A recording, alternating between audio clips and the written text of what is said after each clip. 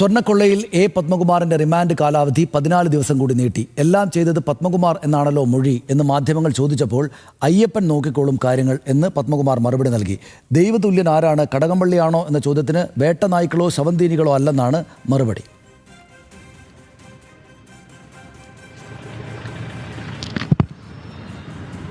ഇത് പ്രതികളെല്ലാം പറഞ്ഞിരിക്കുന്നത് സഖാവ് പറഞ്ഞിട്ടാണ് ചെയ്തതെന്നാണ് ഇപ്പോൾ നോക്കാം.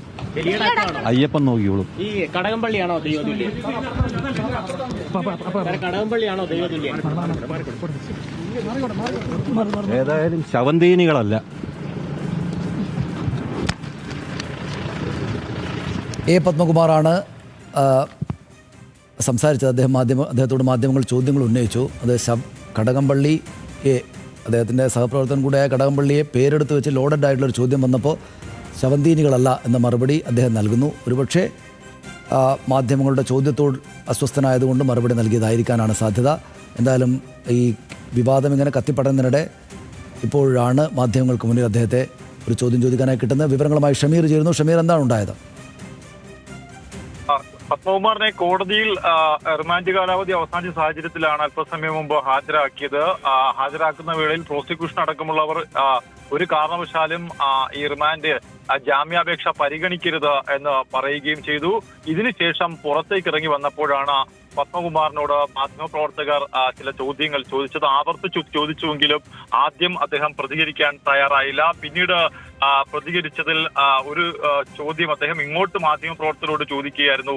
ദൈവതുല്യൻ ആരാണ് എന്ന് ചോദിച്ചു. മാധ്യമപ്രവർത്തകർ അങ്ങോട്ട് ചോദിച്ചു. ഉടനെ അദ്ദേഹം തിരിച്ചു പറഞ്ഞത് വേട്ടനായ്ക്കളല്ല എന്നാണ് പറഞ്ഞത്.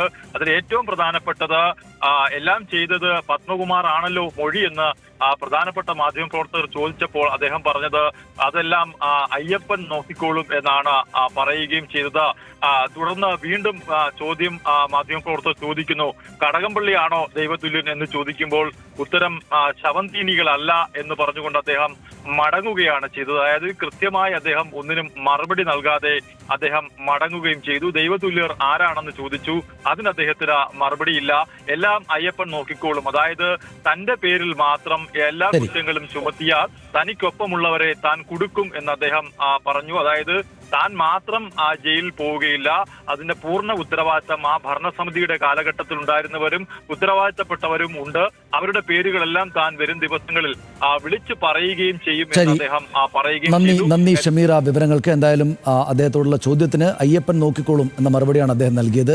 കടകംപള്ളിയെ ഉന്നം വെച്ചുള്ളൊരു ചോദ്യത്തിന് എന്തായാലും ശവന്തീനികളല്ല എന്നൊരു മറുപടി പറഞ്ഞ് അദ്ദേഹം വാഹനത്തിൽ കയറി പോവുകയായിരുന്നു.